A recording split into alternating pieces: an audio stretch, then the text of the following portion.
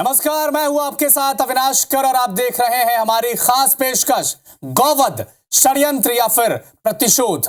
अभी कुछ दिन ही बीते हैं जब मंडला में गौवंश हत्या का मामला सामने आया था।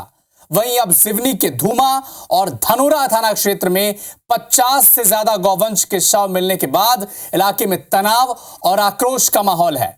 यहां लोगों ने आरोपियों पर सख्त से सख्त कार्रवाई की मांग की है। गरघटिया गांव में ग्रामीणों और हिंदूवादी संगठनों के कार्यकर्ताओं से बातचीत की हमारे संवाददाता विजेंद्र पांडे ने।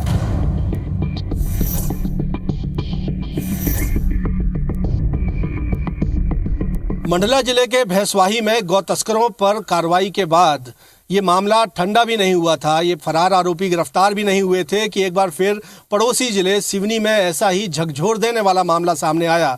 यहाँ के धूमा और धनोरा थाना क्षेत्र में 50 से ज़्यादा गौवंश का कत्ल किया गया और उनके शव लावारिस फेंक दिए गए। धनोरा थाना क्षेत्र में बैनगंगा नदी में ये शव मिले तो वहीं धूमा थाना क्षेत्र के गरघटिया इलाके में वन क्षेत्र में गौवंश के शव लावारिस फेंक दिए गए। इस वक्त मैं सिवनी जिले के धूमा थाना क्षेत्र के गरघटिया इलाके में ही मौजूद हूँ। ये घटना जो इस क्षेत्र में हुई है सिवनी जिले में, आप लोग का क्या रिएक्शन है? क्या चाहते हैं प्रशासन से, सरकार से? हम चाहते हैं कि प्रशासन ऐसे अत्याचारियों पे, ये सीधा सीधा कुठाराघात हमारे सनातन संस्कृति पर है और हम चाहेंगे कि ऐसे लोगों पर कड़ी से कड़ी कार्रवाई की जाए। अन्यथा हिंदू समाज, हिंदू परिषद अपने तरीके से वह कार्रवाई करेगा जिसकी पूर्ण जिम्मेदारी शासन की होगी। क्या आशंका आप लोगों को है? प्रशासन से आप लोग क्या कहना चाह रहे हैं? प्रशासन से हम बस यही उम्मीद कर रहे हैं कि जो आरोपी हैं उनको जल्द से जल्द पकड़ करके उनको कड़ी से कड़ी सज़ा सुनाएं। कोई संदिग्ध गतिविधि आपने गांव में देखी क्या? गांव में सर हाँक के लेके गए हैं उधर और ये घटना उन्होंने करके भाग गए। कह रहे हैं कि शासन से अच्छी कड़ी से कड़ी सज़ा मिले, शासन प्रशासन और वन विभाग सभी अधिकारियों से, कि दोबारा ऐसा घटना ना हो, दोबारा ऐसी घटना ना होने पाए। भैंसवाही में जो कुछ हुआ उसके बाद ये कहा जा रहा था प्रशासन की ओर से दूसरे किसी गांव को भैंसवाही नहीं बनने दिया जाएगा, लेकिन यहाँ कई गांव महाकौशल अंचल के, खासतौर पर सिवनी जिले के भैंसवाही जैसी घटनाएं सामने आ रही हैं। गरघटिया के जिस जंगल में 28 गौवंश के शव मिले वहां वाहनों से पहुंचना मुश्किल है। आशंका है कि आरोपी जंगल के रास्ते ही गौवंश को यहां लाए थे, जहां उनकी हत्या कर दी गई। हमारी टीम भी 3 किलोमीटर पैदल चलकर घटनास्थल पर पहुंची। इस वक्त मैं सिवनी के धूमा थाना क्षेत्र के गरघटिया वन क्षेत्र में मौजूद हूँ। गरघटिया ग्राम पंचायत से लगा हुआ जो वन क्षेत्र है, यहाँ पर मैं मौजूद हूँ और आपको वो मौकाए वारदात दिखाऊंगा जहाँ पर ये गौवंश की यहाँ पर हत्या की गई। यहाँ 28 गौवंश को बड़ी बेदर्दी से मौत के घाट उतार दिया गया और जो आरोपी थे वो गौवध करते हुए यहाँ से फरार हो गए। ये जो इलाका है जहाँ इस वक्त मैं अभी पहुँचा हूँ, ये पहाड़ी है, यहाँ से वन क्षेत्र से लगी हुई पहाड़ी है। यहाँ तक 4 पहिया वाहन से पहुंचना मुश्किल है, पैदल ही यहाँ पर मुझे भी पहुंचना पड़ा है। तो इस बात की पूरी आशंका है कि यहाँ पर किसी वाहन से गौवंश को नहीं लाया गया होगा, बल्कि जो स्थानीय लोग आशंका जता रहे हैं कि वन क्षेत्र में ही भीतर जंगल पहाड़ हाँक कर ये गौवंश यहाँ पर लाया गया है और उसे यहाँ पर मौत के घाट उतारा गया है, ऐसा स्थानीय लोगों ने आशंका जताई है। लेकिन जहाँ यहाँ 28 गौवंश के रक्त रंजित यहाँ से शव बरामद हुए और उन्हें देखकर ही ये समझ में आया कि ये गौवंश प्राकृतिक तौर पर किसी तरह से मौत का शिकार नहीं हुए, बल्कि उनकी बेदर्दी से गला रेत कर हत्या की गई है। यहाँ जब गौवंश मिले, कलेक्टर, एसपी, तमाम पुलिस और प्रशासन के अधिकारी पहुँचे। गौवंश को इस तरह से जो मृत पाए गए थे गड्ढे करके यहाँ पर फिलहाल दफन कर दिया गया है और प्रशासन इस मामले पर जांच करने की बात कह रहा है। सिवनी के गरघटिया गांव में 28 गौवंश के शव मिलने की शिकायत गांव की वन रक्षा समिति के अध्यक्ष ने दर्ज करवाई थी। वो और उनके साथी घटना स्थल पर दिखे नजारे को बताकर ही सिहर जाते हैं। उन्होंने आरोपियों पर सख्त से सख्त कार्रवाई की मांग की है। मौका वारदात पे इस वक्त मैं मौजूद हूँ और पंचम सिंह उइके आपको से मैं बात करवा रहा हूँ, जो कि वन समिति के यहाँ पर अध्यक्ष हैं आप। तो आपने ही सबसे पहले शिकायत की, क्या आपको लगा, सब कैसे ये शिकायत मिली और देख के क्या समझ में आया, ये कब हत्या की गई है और कैसे मुमकिन है कि यहाँ लाकर ये हत्या कर दी जाए? सूचना कैसे मिली, क्योंकि हमें पता चला कि शिकायत सबसे पहले आपने ही की है। जी हाँ, मैंने किया। हम गए थे नागदार और मैं चौकीदार के संग। तो हम लोगों को सीताराम और पतिराम ने फ़ोन पर बताया कि आपके वन विभाग के अंदर 25-30 नंग को इन कत्ल कर दिया। फिर हम लोग गए तो वहाँ देखे तो वास्तव में वो उनका गर्दन भरा नीचे साइड से कटा हुआ था। फिर वहाँ से हम पंचनामा बना बनू कर गए थाना में, तो लाई हमें लोगों ने दी है। तो ये आप बता रहे हैं कि दोनों ने आपको फ़ोन करके बताया, उन्हें कैसे पता चला? यहाँ वे लोग अपने मवेशी लेकर उस तरफ गए थे, जंगल की तरफ। तो जो बात से आई तो उन्होंने देखे कि नहीं कौन चीज़ का बात से आ रही, जाकर उन लोगों ने देखे। तो फिर वे लोग देख के आके हमें फ़ोन लगाए थे। तो आपने खुद आकर घटनास्थल देखा जी। और आपको लगा है कि वो हत्या ही है? हत्या ही साहब, हत्या ही है। कटे के निशान थे? हाँ, कटे के निशान थे जी।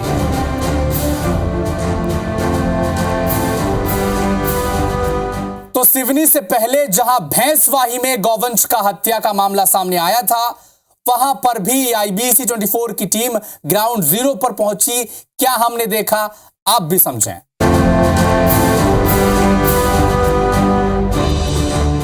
हमारे देश में गौवंश सिर्फ पशुधन नहीं बल्कि बहुसंख्यक आबादी यानी हिंदुओं की आस्था का भी केंद्र है। देश में गौहत्या बंद करने को लेकर, गौ संवर्धन और गौ संरक्षण की मांग को लेकर पीढ़ियों से साधु संत समाज आंदोलनरत है। मध्य प्रदेश में तो गौ तस्करी, गौवध पर पूरी तरह से प्रतिबंध है, सख्त प्रतिबंध है। बावजूद इसके गौहत्या बंद होने का नाम नहीं ले रही। प्रदेश के आदिवासी बहुल मंडला जिले में ऐसा ही मामला सामने आया है, जहां भैंसवाही गांव में गौवंश का कत्लखाना चलाया जा रहा था। अब प्रशासन ने ताबड़तोड़ कार्रवाई जरूर की है, लेकिन सवाल एक नहीं कई उठ रहे हैं। इन तमाम सवालों के साथ साथ ग्राउंड जीरो से तफ्तीश भी हम आपको दिखाएंगे। तो चलिए शुरू करते हैं और आपको दिखाते हैं भैंसवाही का सच।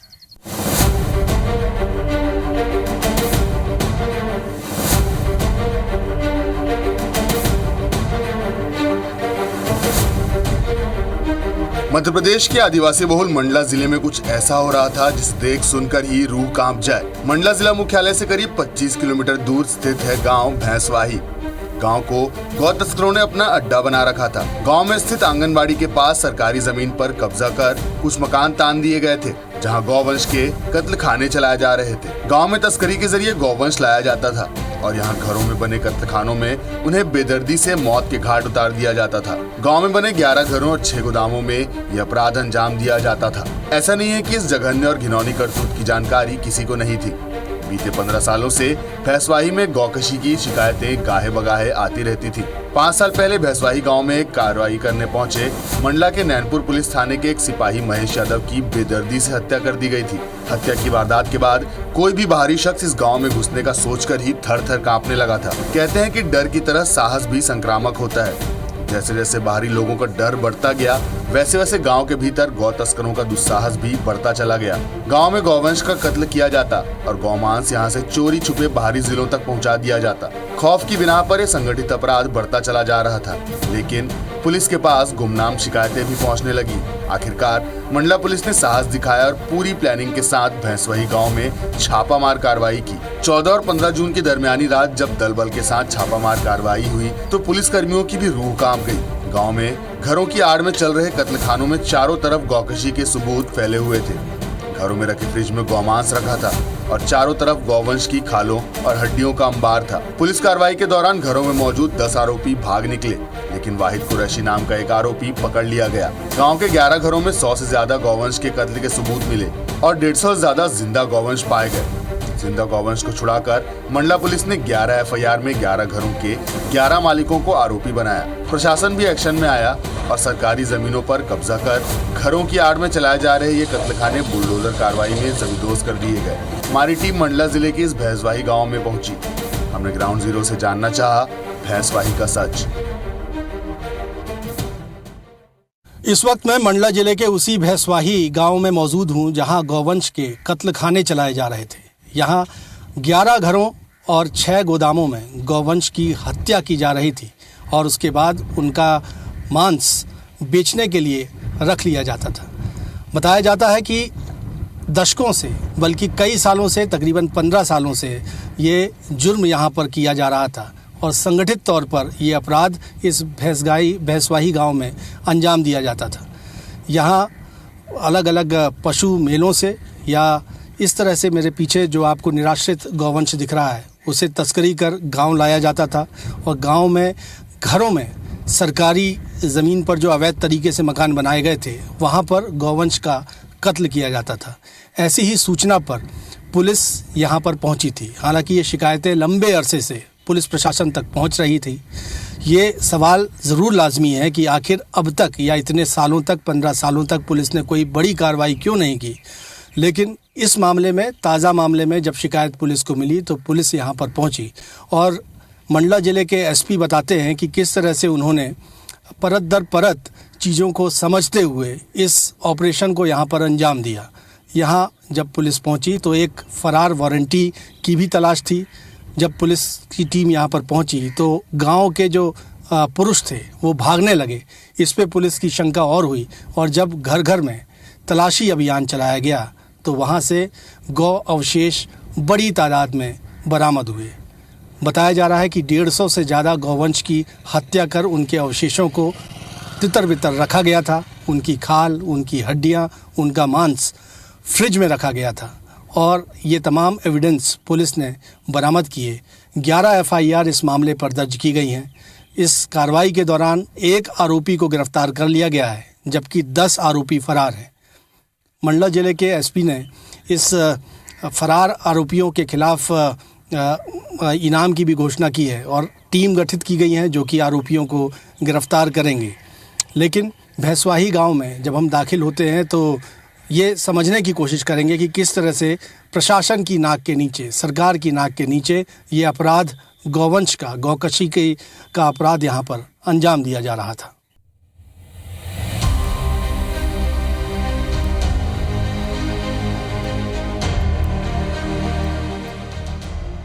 जिले में गौ तस्करी के करीब 5 अपराध दर्ज हुए थे जिनके आरोपियों का भी कनेक्शन भैंसवाही गांव से निकला था। ऐसे में मंडला के एसपी रजत सकलेचा ने पूरे सबूतों के साथ ये संगठित अपराध पकड़ने की बात ठान ली थी। एसपी बताते हैं कि गांव में जो कुछ भी मिला वो यही साबित कर रहा था कि यहाँ बड़े पैमाने पर गौवध चल रहा है। चूँकि वहाँ पर एक कमरा था जो घरों से बहुत दूर था, जहाँ पर कि हड्डियों से भरा हुआ कमरा था। एक पिकअप थी जिसमें हड्डियाँ थी और भी अन्य जगह हैं, तो उसका अनुमान लगाना अभी संभव नहीं हो पाएगा, लेकिन वो काफ़ी संख्या में रहा होगा। पुलिस की इस कार्रवाई में वाहिद कुरैशी नाम का एक आरोपी गिरफ्तार हुआ है। जो 10 आरोपी फरार हैं उनके नाम नशीर कुरैशी, मुइन कुरैशी, अकील कुरैशी, आबिद कुरैशी, आजम कुरैशी, आसिम कुरैशी, वफाती कुरैशी, सजद कुरैशी, आदिल कुरैशी और मतीन कुरैशी हैं। इन सभी आरोपियों पर एसपी ने 50,000 रुपयों का इनाम घोषित कर दिया है और उनकी गिरफ्तारी के लिए विशेष टीमें बनाई गई हैं। एसपी रजत सकलेचा के मुताबिक घटनास्थल से बरामद हुआ मांस वेटनरी जांच में गौमांस साबित हो चुका है और अब वो आरोपियों पर राष्ट्रीय सुरक्षा कानून के तहत एनएसए की कार्रवाई भी करवाने जा रहे हैं। इसमें चूंकि हमें 11 अलग अलग घरों में गोवंश के अवशेष मिले हैं, तो उन 11 ही गृहस्वामियों के विरुद्ध हमने एफआईआर दर्ज करी है, जिसमें से एक आरोपी हमारी गिरफ्त में आया है और अभी बाकी अन्य आरोपियों को ढूंढने का प्रयास किया जा रहा है। इसमें जो फरार आरोपी हैं उसमें लगभग 50,000 रुपये का कुल इनाम घोषित किया गया है और ऐसे आरोपी जिन लोगों ने पुनः इस अपराध को किया है, ऐसे उनके अलग अलग जगहों के रहने वाले, जैसे दमोह में हैं, पांडुर्ना में हैं, गोहलपुर, जबलपुर में, उनके विरुद्ध पूर्व से अपराध दर्ज हैं, तो उन लोगों के ऊपर हम एनएसए की कार्रवाई कर रहे हैं।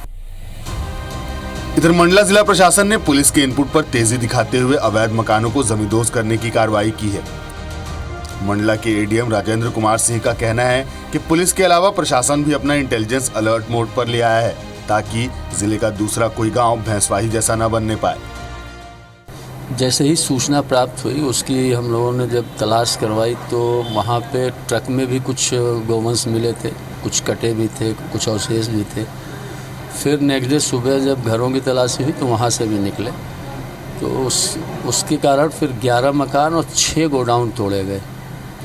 और अभी भी मतलब पुलिस उस पर सर्च जारी किए है और कहीं भी ऐसा मिलेगा तो उसमें तत्काल कार्रवाई होगी। एनएसए कार्रवाई पुलिस की तरफ से बन के आएगी और फिर उसमें कलेक्टर कोर्ट से डिसीजन होगा। अब हम लोग पुलिस के अलावा अपना इंटेलिजेंस भी थोड़ा सा अलर्ट मोड पे डाल रहे हैं, क्योंकि इस तरह घटनाएं होना अच्छी बात नहीं है। और समय से इसमें सूचना मिल गई तो कार्रवाई भी तत्काल हो गई। मंडला में गौकशी का अड्डा बने भैंसवाही कांड पर पुलिस और प्रशासन की जांच और कार्रवाई जारी है, लेकिन अब भी कई सवाल और सबूत हैं जो ग्राउंड जीरो से सामने आना बाकी हैं। मंडला जिले के भैंसवाही गांव में घर घर में कत्ल खाने चलाए जा रहे थे, जहां पर गौवंश की निर्मम तरीके से हत्या कर दी जाती थी। और एक नर्क सा माहौल यहां पर नजर आएगा, क्योंकि अवैध तरीके से जो कत्ल खाने चलाए जा रहे थे, न सिर्फ कत्ल खानों को यहाँ पर चलाया जा रहा था, गौवंश की हत्या की जा रही थी, गौमांस बेचने के लिए ले जाया जाता था यहाँ से। लेकिन आसपास भी अगर आप देखेंगे तो गौ हत्या के निशान यहाँ नज़र आते हैं। इस वक्त मैं भैंसवाही गांव में ही मौजूद हूँ और आप देखेंगे कि गौवंश के अवशेष भी यहाँ पर नज़र आएंगे। मैं इस गांव के भीतर एक नज़ारा आपको दिखाना चाहूँगा। मेरे कैमरा पर्सन से कहेंगे, आप देखेंगे कि यहाँ पर आपको हड्डी भी बिखरी नज़र आएगी और गायों को बांधने की रस्सियाँ यहाँ दिखेंगी। लेकिन साथ ही साथ सबसे गंभीर बात यह है कि आप देखेंगे कि यहाँ पर एक हड्डी इस तरह से पड़ी हुई है और ये खुले में इस तरह से गौवंश के अवशेषों का मौजूद होना ये बताता है कि किस तरह से यहाँ पर इस घृणित अपराध को अंजाम दिया जा रहा था।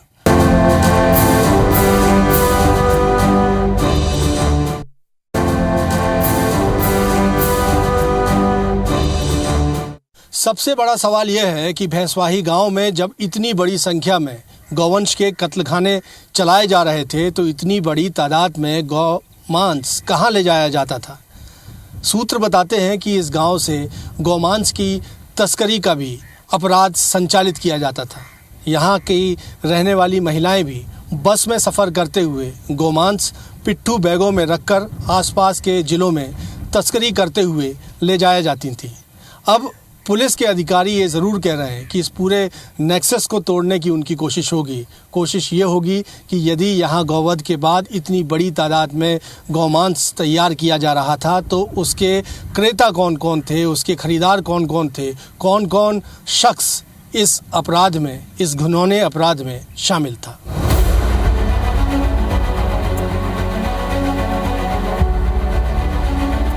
मंडला जिले के भैंसवाही गांव में गौवंश के कत्लखानों का जो खुलासा हुआ उसके बाद कई सवाल उठ रहे हैं। बताया जा रहा है कि गिरफ्तार सहित फरार आरोपी अवैध मकानों में चल रहे कत्लखानों में गौकशी करते थे और फिर गोमांस को बेचने में पूरे परिवार की मदद ली जाती थी। सूत्र बताते हैं कि भैंसवाही से निकलने वाला गौमांस कुछ होटलों और आसपास के कई जिलों में भेजा जाता था। गौमांस की तस्करी में आरोपियों के घरों की महिलाएं भी शामिल थीं, जो पिट्ठू बैगों में गौमांस लेकर बस से सफर करती थीं। गौकशी के इस गिरोह ने भाड़े पर काम करने वाले पेडलर्स भी बना रखे थे, जो कमीशन बेस पर गौमांस अलग अलग शहरों में बेचा करते थे। इस पर मंडला जिले के एसपी रजत सकलेचा का क्या कहना है, ये भी सुन लीजिए।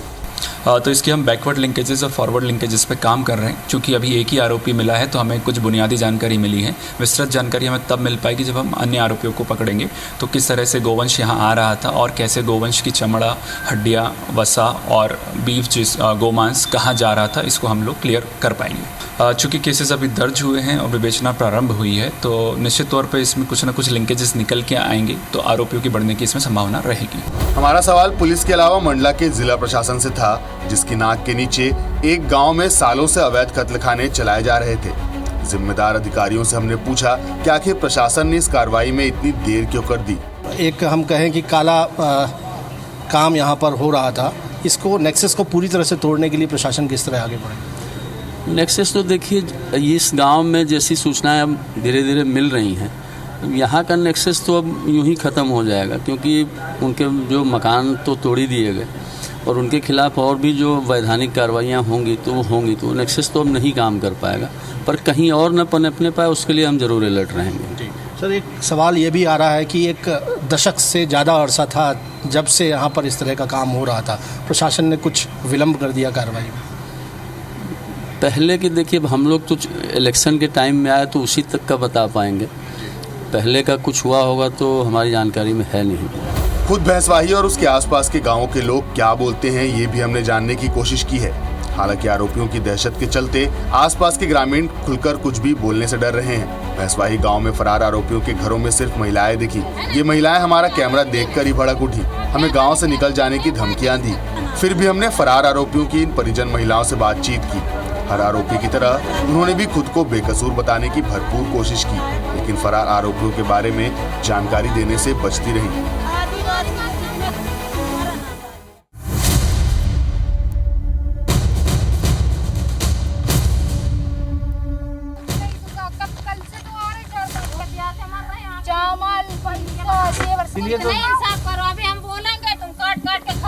नहीं, काट के नहीं, जो आप बोलोगे वही चलेगा ना। आपसे मैं जानना चाहूँगा, ये घर आपका था? हाँ जी, हमारा था। ये आरोप लगाया जा रहा है कि यहाँ पर गौहत्या की जा रही थी और जो प्रशासन ने इसीलिए कर दिया। आई थी पुलिस, यहाँ पे सोई थी, ताला लगा नहीं था, पूरा खुला था। क्या पाई है पुलिस वाले, वो जवाब दे हमें। हमारे पास गाय थी, एक पड़िया थी, एक कुत्ता था, एक बिल्ली थी। ले जाना रहा तो सबको ले जाते ना। हाँ, अगर पालना भी गुनाह है तो हम नहीं कुछ कर रहे, सबको ले जाओ। एक को लेकर चारों को लेके जाएं। जब तो ये पुलिस वाले इंसाफ कराएंगे ना। आपके पति कहाँ हैं अभी? हमारे पति बीमार है, उनको हार्ट की हो रही है, जबलपुर में भर्ती रहे। ये बताया जा रहा है कि जो 10 लोग थे जो इस कार्रवाई के दौरान चले गए, जिसमें आपके पति भी शामिल थे, इनाम भी घोषित कर दिया है। पति का नाम भी नहीं था। वो एक पुलिस वाले बोल रहे थे कि इनका तो नाम भी नहीं है, तो कहा इसको चुप्पे रहा, चुप्पे दाब के तोड़ दो। नाम तक हमारे पति का नहीं था, मगर यहाँ वाले नाम भी दे दिए। कहे कि यानी चुप्पा हुआ में तोड़ दो, नाम रहे या ना रहे, तोड़ना जरूरी है। तो ऐसे कितने मकान हैं यहाँ पर जो कार्रवाई की गई है? आपसे मैं जानना चाहूँगा, आपका कौन सा मकान है? हमारा भी सब एक हत्ता ही मिलवा जुड़वा रहा, सब लगे अब कहाँ गया मकान कहाँ नहीं, सारा तोड़ के। हमारा तो और इतने अभी 6 महीना का बच्चा है, हम दूसरे के घर में फेंक के पड़े हैं। हमारे पति तो और काम करने गए हैं, दिल्ली गए कि भोपाल गए, तो यहाँ रहते नहीं रहे। आपके पति कहाँ है अभी? हमारे पति तो वहाँ काम करते हैं, का नाम है रे, लखनऊ में। वहाँ का मकान भी टूटा है? जी, हमारा भी मकान है। हमारा फर्स्ट में मकान है, हमारा मकान भी टूटा। यहाँ पे 11 मकान बोले जाते थे तोड़ने के लिए, 14 मकान तोड़े गए, बेकसूर तोड़े गए। यहाँ पे जितने मकान है सब बोला जाएगा कि सब टूटे, जब तो एक बात है कि चलो सब एक। हमें का कि कोई काम करते हैं आदि, मतलब गलत काम, कोई किसी ने देखा हमें, किसी ने पकड़ा हमें।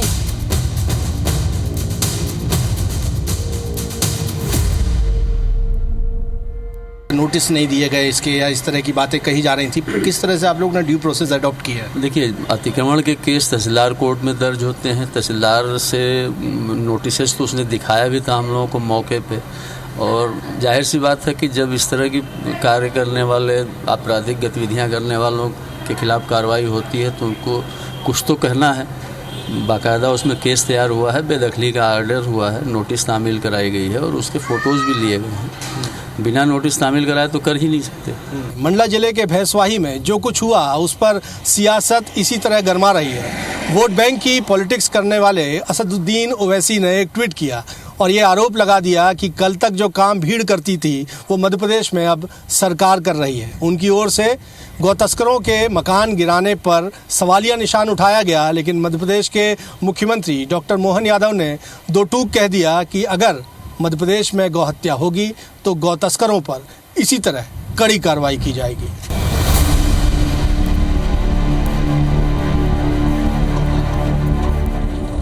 मौके से फरार 10 आरोपियों की तलाश की जा रही है। कत्ल खानों वाले मकान सरकारी जमीन पर अवैध रूप से कब्जा कर बनाए गए थे, इसलिए प्रशासनिक कार्रवाई में बुलडोजर से ढहा दिए गए। इस सब के बाद भी राजनीति हो रही है। हालांकि स्थानीय कांग्रेस विधायक चैन सिंह बरकड़े ने प्रशासन की इस कार्रवाई का समर्थन किया है। धन्यवाद देना चाहूँगा पुलिस प्रशासन और राजस्व सभी ने मिलकर जो ये कार्रवाई की है कि हमारे एक मंडला जिला जो शांत जिला है, जहाँ इन सब चीज़ों के लिए उचित स्थान नहीं है और जो भी अपराधी इनमें संलिप्त रहे निश्चित उनके खिलाफ कार्रवाई हो और इन पे प्रतिबंध लगे। लेकिन मंडला से मीलों दूर हैदराबाद में बैठे असदुद्दीन ओवैसी ने सियासत गर्म कर दी। AIMIM पार्टी के मुखिया असदुद्दीन ओवैसी ने सोशल मीडिया साइट X पर बयान देकर सियासी सनसनी फैला दी।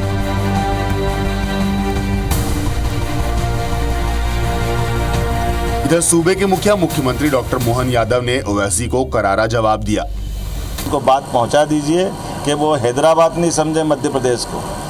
ये मध्य प्रदेश है और मध्य प्रदेश में भाजपा की सरकार है और भाजपा की सरकार शरारती गुंडाई सब तत्वों से निपटने में सक्षम है। सियासत अपनी जगह है, लेकिन ये बात सच है कि मध्य प्रदेश में सरकार इस साल 2024 को गौवंश रक्षा वर्ष के रूप में मना रही है। आधा साल निकलने के बाद ही सही, पर प्रशासन को अपनी नाक के नीचे हो रही गौकशी नजर आई और उस पर कार्रवाई भी की गई। मंडला जिले के भैंसवाही गांव में जिस बड़ी तादाद में कत्लखानों के भीतर गौ हत्या की जा रही थी, उससे पता चलता है कि यहाँ अपराधियों के हौसले किस कदर बुलंद थे। साल दर साल ये काला कारोबार, ये अपराध बढ़ता ही जा रहा था और कार्रवाई नहीं हुई तो उनके हौसले भी बढ़ते चले गए। शुरुआती जांच में ये पता चल रहा है कि यहाँ से गौमांस की तस्करी आसपास के नज़दीकी जिलों तक की जाती थी, लेकिन पुलिस ये भी पता लगाने की कोशिश कर रही है कि वो कौन से बड़े शहर हैं जहाँ तक यहाँ से गौमांस पहुँचाया जाता था। इस अपराध में, इस घृणित अपराध में कौन कौन शामिल था, ये पुलिस की तफ्तीश के बाद देखने लायक होगा। फिलहाल हमारी इस खास पेशकश में इतना ही। मुझे और मेरे कैमरामैन सतीश को दीजिए इजाज़त। आप देखते रहिए IBC 24। नमस्कार।